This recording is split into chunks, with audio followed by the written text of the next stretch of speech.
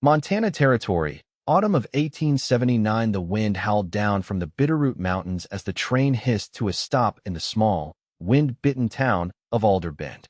Willa Norwood stepped off the platform with one suitcase and no one to meet her. Her boots hit the earth like she was stepping into a different life, but the cold stares from the townspeople made it clear this wasn't the fresh start she had hoped for. She had come as a mail-order bride, promised to a widower named Harold Pike, a man twice her age who had written sweet words and sent money for her passage. But when she arrived, Harold took one look at her tall, strong-boned, with wide gray eyes and a quiet mouth, and shook his head. "I thought you'd be softer," he muttered, voice thick with disappointment. "You're not what I asked for." By nightfall, she was standing outside the boarding house with her suitcase back in hand, after Mrs. Dumley, the innkeeper, told her it was improper for a single woman to stay without a husband to vouch for her. "We have standards here," the woman said, chin high and eyes cold. Willa didn't cry. She sat on the edge of a water trough near the livery, clutching her coat around her. The night air cut through fabric and bone. Her fingers were red and stiff, but she didn't move. "Ma'am, you all right?" The voice was low and rough, like gravel under boot heel. She looked up. A tall man stood a few feet away, hat in hand, dark hair curling just beneath his ears. His shirt was worn but clean, his belt stained from years of use. A rifle hung off his saddle, and two horses waited behind him. "I do not reckon I am," Willa said evenly. "But that seems to be the way of things." He stepped closer. "Name's Xander McCrae. I own the south pasture, just beyond the ridge. Saw you get off the train. Saw Pike walk away. Then you saw enough." He didn't leave. Instead, he glanced at the suitcase beside her. "You got anywhere to go?" "I had a home lined up," she said. "Now I do not." "What about family?" "They're back in Ohio, and they made it clear I was not to return after accepting the proposal." There was a quiet pause. "Then, you can ride with me. I got a cabin. You'll be warm, safe. I ain't off airing anything else, just a roof till you figure what comes next." Willa looked him over. He was broad-shouldered and sun-darkened, but there was no hunger in his eyes. He did not look at her like a man looking to take anything, just a man who had seen too much cold in his time to let someone else suffer it. She nodded once. "All right." He helped her onto his horse, his hand firm but gentle. She sat behind him, and they rode under a sky full of hard stars, the wind curling around them like breath. The cabin was small but solid, tucked against a slope with a fence out back and smoke still curling from the chimney. Inside, it smelled of pine wood and coffee. He brought in her suitcase, stoked the fire, and set a kettle to boil. Willow warmed her hands by the hearth. "I will not be a burden." "You are not," he said simply. "And I do not take in strays. I saw a woman cast aside by people who ought to be better." She looked at him, eyes softening. "You do not know me. Not yet, but I reckon I will." That night, she slept in the spare room, the door left slightly open. He didn't say much more. But in the morning, there was coffee on the table and a clean wool shawl laid out for her. The days passed quiet but steady. Willa chopped wood beside him, patched his shirts, cleaned the tack room. She did not ask to stay, and he did not ask her to leave. She worked like she belonged, and he let her. One afternoon, she was feeding the chickens when a young boy came tearing up the hill on a pony too small for his speed. "Pa, that heifer's out again, down by the creek." Xander stepped off the porch, wiping his hands. "Slow down, Boone. You will break your neck." The boy grinned, freckles dancing across his nose. He looked to Willa, then back to his father. "Who's she?" "This is Miss Norwood. She's staying for a while." Boone blinked. "She pretty." "Boone," Xander warned. Willa laughed softly. "I suppose I am glad someone thinks so." Boone gave a crooked smile, then turned back toward the slope. "I will keep an eye on the heifer." As he rode off, Willa looked at Xander. "Your boy." "My son," he said. "His mother died 5 winters ago. Fever took her fast." "I am sorry." He nodded once. "Me too." Later that evening, Willa stood on the porch beside him, watching the sun dip low over the pines. Smoke trailed from the chimney. Boone was inside, reading aloud from a storybook. "You could have turned me away." "I could have," Xander said. "But I do not think that makes sense." "Why?" He looked at her. "Because you are worth keeping close, Willa. And because I know what it feels like to be left behind." She met his eyes. "You are kind." "No," he said. Just tired of watching good people get tossed aside. She did not answer, but her hand found the edge of his sleeve. Her fingers brushed his arm, light and uncertain. He did not move. They stood there a long while, wordless, while the stars came out. That night, as she lay in bed, Willa stared at the ceiling and wondered when the ache in her chest had started to ease, when the cold had begun to lift, when the rough, quiet cowboy with the storm-gray eyes had started meaning something more than safety. She turned her face into the pillow and smiled. Maybe, just maybe, she had found her home. The first snow came early that year, quiet and steady, layering the fields in white by dawn. Willa stood at the window with her arms wrapped around her middle, watching the flakes drift past the glass. Boone's laughter rose from outside where he chased a dog through the powder, his boots leaving messy trails. The boy's joy was so complete, it pulled something tender in her chest. Behind her, the iron stove ticked as it cooled. She had finished the morning's baking just before sunrise, 2 loaves and a pan of cornbread Xander had requested without asking. He'd been out since early, riding to the neighbors to help with a sick mule. He hadn't said when he'd be back. She pressed her fingers to the glass and exhaled. It fogged beneath her breath, then cleared again. She hadn't thought much of winter in Ohio. But here, in the quiet of the high country, it settled over the land like a hush. Not cruel exactly, just heavy. When the door opened behind her, she turned. Xander stepped inside, brushing snow from his shoulders. His coat was damp, his gloves stiff with ice. He nodded once, then unlaced his boots carefully, setting them beside the hearth. "Old mule, pull through. Fever broke by the time I got there," he said, straightening. "You should change," she said. "You're soaked through." "I will." He looked toward the table where she'd left the food covered with a cloth. "You've been busy." "I had the time." "You always do more than asked." "I don't care to sit idle." He leaned a hand on the back of the chair. "You ever think about teaching?" She blinked. "Teaching? There's talk of a schoolhouse come spring. Few families have been pushing for it. Boone's been asking questions I can't answer. I've no training. You read better than most I've known. And you've got patience." She looked down at her hands. "I never thought of it." "Well, maybe you should." He didn't press it further, just started toward the small room behind the kitchen to change.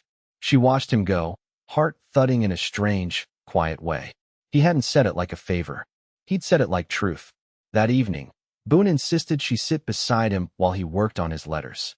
He scratched them out on rough paper with a stub of pencil, tongue caught between his teeth in concentration. "Do you think Pa ever went to school?" he asked. She glanced at the fire. "I imagine not for long. He says he learned from his mother." Said she read him the Bible and made him copy verses. "That sounds about right." Boone frowned. "Do you think he misses her?" Willa folded the edge of the quilt over her lap. "I think there are some people you never stop missing." Boone looked up. "Like you and your folks?" She gave a small nod. "More like my sister." "What was she like?" "She was clever. Not always kind, but always sharp. She said what she thought, even when she shouldn't." "Sounds like someone Pa'd respect." Willa smiled faintly. "Maybe." Later, after Boone had gone to bed and the house had gone quiet, Xander sat across from her at the table. The lamp between them cast long shadows on the walls. "Boone's taken to you," he said, voice low. "I've taken to him. You don't talk about your family." "There's not much to say." "You miss them?" "I miss what I thought they were." "That's not the same." He nodded, fingers tracing the rim of his cup. "You think about staying?" She studied his face. There was no pressure in his tone, just a question, offered like a hand held out. "I do." His eyes didn't leave hers. "Then stay." A long silence stretched between them. Outside, the wind rattled the shutters, and the snow piled higher against the sill. She reached across the table, slow and deliberate, and laid her hand over his. "I'm not afraid of hard winters," she said. His fingers curled around hers, steady and sure. "Good," he said, "because the thaw comes slow up here. But it always comes." Her throat tightened, but she didn't look away. "I can wait," she whispered. He nodded once. "I know." The snowline held through December, crusting the pasture fences and weighing down the pines. Inside the cabin, the days passed in quiet rhythm, marked by small things. Boone's boots drying by the stove, the rasp of Willa's needle through cloth, Xander's voice low when he returned from the far ridge. One afternoon, Willa found a box tucked behind the woodshed, wrapped in rough canvas and tied with twine. She unwrapped it carefully, revealing a set of thick, faded books. Some were missing covers, some smelled faintly of must. She carried them inside, dusted them off, and ran her fingers along the titles: arithmetic, geography, a battered reader with half the pages torn. She placed them on the shelf above the bench where Boone did his copywork. When Xander returned that evening, she gestured toward the books without turning from the stew pot. Found them behind the shed. Yours. My mother's, he said, pulling off his coat. She taught some when she was young. Kept those long after. She must have been sharp. She was. Didn't say much. But she noticed everything. Willa stirred the pot, then glanced over. That's how Boone is. He watches. He gets that from her. The light shifted as the sun dipped low, casting long gold slants across the floorboards. She ladled stew into bowls while Xander set out the spoons. Boone bounded in, cheeks red from the cold, and sat with the eagerness of a boy who'd been outside too long. They ate without rush. Afterward, Boone leaned against Willa's side while she read aloud from one of the salvaged books. Her voice was even, the cadence calm, and Boone's head drooped halfway through the third page. Xander lifted the boy without a word and carried him to bed. When he returned, Willa had moved to the hearth, mending Boone's mittens. The thread caught against her nail, and she paused, frowning. I thought I'd be married by now, she said quietly. I thought I'd be someone's wife, with all the duties and place that comes with it. You still want that? I want to belong somewhere. To someone. But not just as a convenience. Xander crouched beside the fire, resting his hands on his knees. You've got a strong way of being still. Like you're listening to what people aren't saying. She looked up. And what am I not saying? That you don't trust it yet. Being wanted without being used. Her jaw tightened. No one's ever put it plain like that. I don't talk just to hear myself.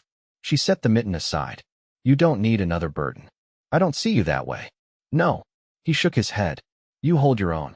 You've changed this place, Willa. It's not just quieter, it's steadier. Boone's steadier. I sleep better.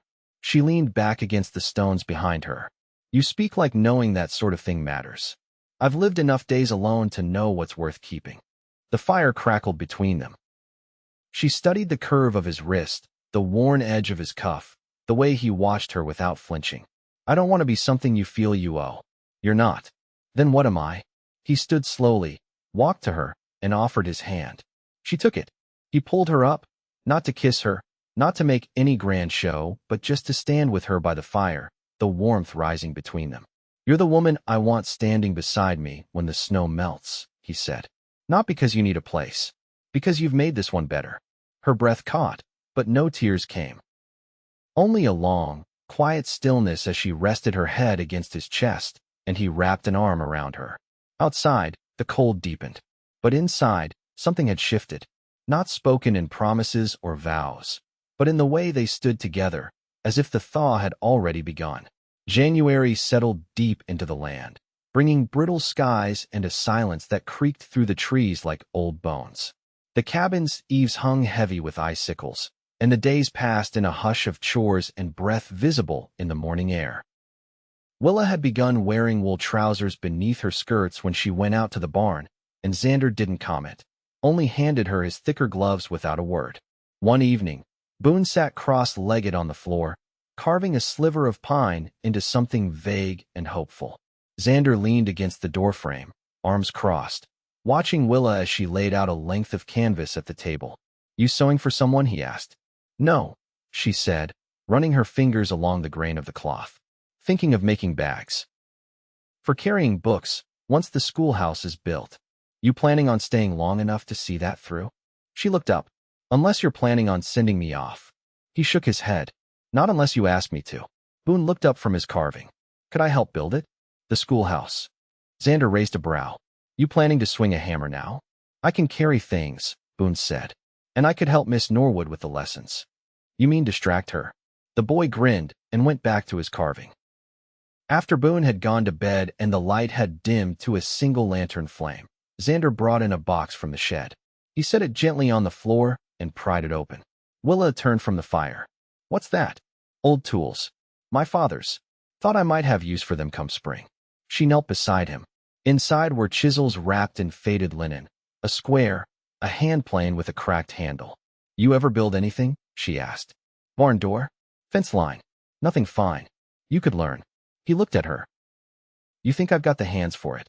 I think you've got the patience. She reached for a chisel, turning it over. I used to sit on the porch with my grandfather. He'd make little boxes from cedar. Said the smallest things held the biggest truths. Xander took the tool from her and tested its weight in his palm. You ever make anything? No, but I watched. We could try, he said. Make something. What would we build? I don't know yet. He set the chisel down. Maybe something just for us. They were quiet for a while, the lantern casting soft gold on the floor. Then Willa stood, brushing her hands on her skirt. There's a calm in you that I didn't expect, she said. Folks warned me about men out west. Said they were wild, full of whiskey and tempers. I've seen both. Been close to it myself. What changed you? He looked at the fire. Boone, losing his mother. There were nights he'd wake screaming, and I'd have to hold him till he stopped shaking. That was the first time I understood I couldn't afford to be the man I'd been raised by. She stepped closer. What kind of man was that? Hard, loud, always right. Even when he wasn't. I knew someone like that. I think most folks do. She rested a hand on the back of the chair. You ever think about marrying again? He met her gaze. Not until you. The words hung between them, bare and unvarnished. She didn't flinch. I'm not what you expected either, she said. No, he said. You're more. She looked down at her hands. I was afraid once that all I'd ever be was someone's mistake. You're not that here. I know. He stepped forward, took her hand, and lifted it to his chest. She could feel the steady beat of his heart beneath her palm. You've already changed the shape of this place, he said. And me, right along with it. Her voice was soft. Then let me stay? Not just through the thaw. For good. He didn't nod. He didn't need to. He just leaned in, pressing his forehead to hers in the stillness. Outside, the snow whispered against the roof. Inside, the fire burned low. And for the first time in her life, Willa Norwood felt entirely chosen. By late February, the snow began to recede in patches where the sun lay longest. The earth beneath was dark and wet, the scent of thaw rising faintly in the mornings. Chickens scratched at the bare ground just beyond the porch, and the slope beyond the barn ran with meltwater so clear it caught the sky. Willa stood near the fence, sleeves rolled to her elbows, hammer in hand. She was reinforcing the gate where the weight of snow had loosened the hinges. Boone knelt nearby, sorting nails into tidy rows on a flat board. He worked in silence, glancing up now and then. I think not every woman would bother with this, he said. Willa adjusted her grip on the hinge. Not every woman grew up being told she couldn't. Boone held out a nail. You think Ma could have done this? She might have. Or she might have done something else just as useful. It's not the task that matters. It's the doing. Boone nodded, as if filing that away somewhere. Xander returned from the ridge with a borrowed mule dragging a small sled loaded with cedar planks. He paused when he saw them, his eyes lingering on Willa's hands where she braced the wood. He didn't interrupt, only tied the animal to the post and waited until she set the hammer down. I traded 2 hides for these boards, he said. Thought I'd start on that box you mentioned. She brushed sawdust from her skirt. I remember. You said something small could hold something true. I'd like to make one. For our papers. Marriage license, land deeds. Things we'll need to keep. He didn't look at her when he said it, but his voice carried the weight of a decision already made. She stepped closer. You're sure? I've never been more. They were married on a Sunday, beneath the bare branches near the creek. Reverend Hart from the valley town rode up with his wife, who brought a small bouquet of dried lavender tied with twine. Boone wore his best shirt, collar too tight, but face bright with pride. Willa wore a dress the color of wheat ready for harvest, high-necked and plain, hem mended where it had frayed from years in a trunk. Xander stood straight beneath the trees, hat removed, hair combed back. He didn't speak more than he had to, but when he said her name, it rang clear and true. Her own voice didn't waver. Her hand in his was steady. After the vows, they shared coffee and cornbread at the table inside. Boone passed around slices and insisted on reading a blessing he'd written himself. His ears turned red halfway through, but he didn't stop. That night, after Boone was tucked into his cot and the fire had burned low, Willa stood near the window, hands clasped loosely in front of her. You've made this place feel like something I never thought I'd have, she said.